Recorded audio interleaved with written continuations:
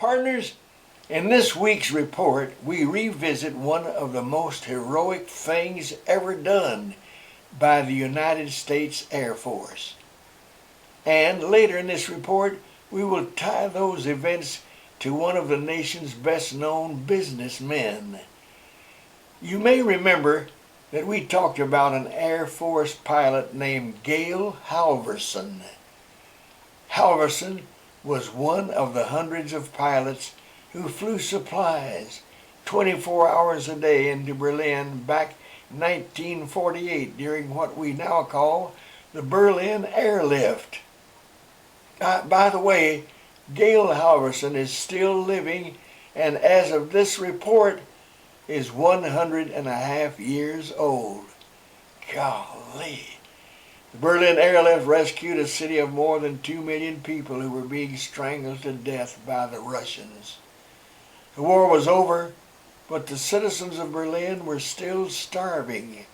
They searched for food in trash cans and even ate the tissue paper from old Christmas gifts, dampened with a little rainwater.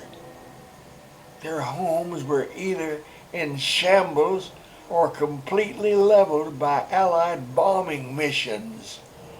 They'd cringe in corners night after night as their dreams for a better future were shattered by the sound of American and British planes overhead and deadly waves of bombs falling in every neighborhood. Berlin was in a mess. Its people were almost in extinction.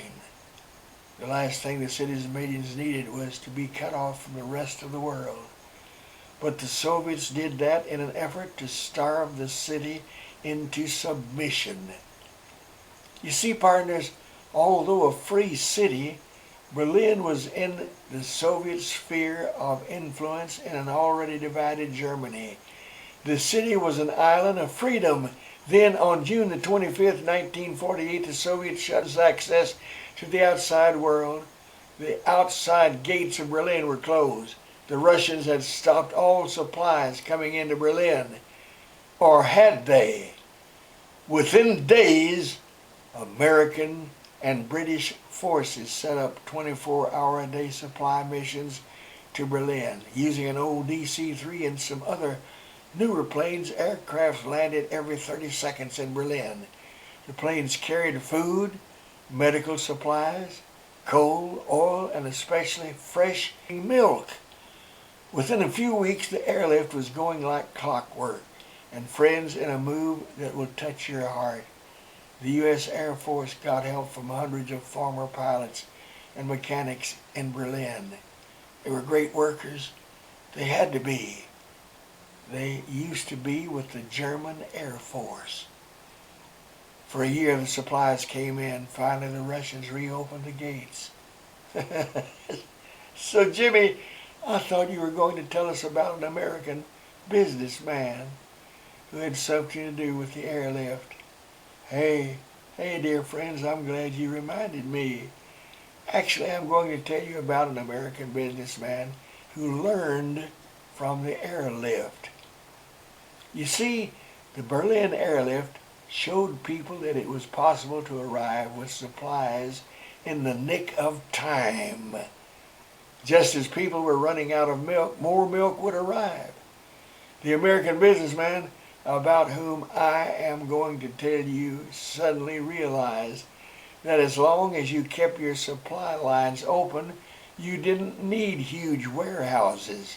So this businessman put together a massive fleet of his own trucks, supplying in the nick of time. Just as the stores were running out of milk, more milk would arrive. The concept saved millions of dollars for Sam Walton. Yes, Sam Walton, the man who started Walmart, said everything he learned about supplying his stores, he learned from the Berlin Airlift. How about that? Sam Walton. I didn't know that. Did you? Okay, partners, you know the drill. Click that red X up there and you'll be whooshed back to the report page. Oh, I love you guys. I really do. Go get 'em, Tigers!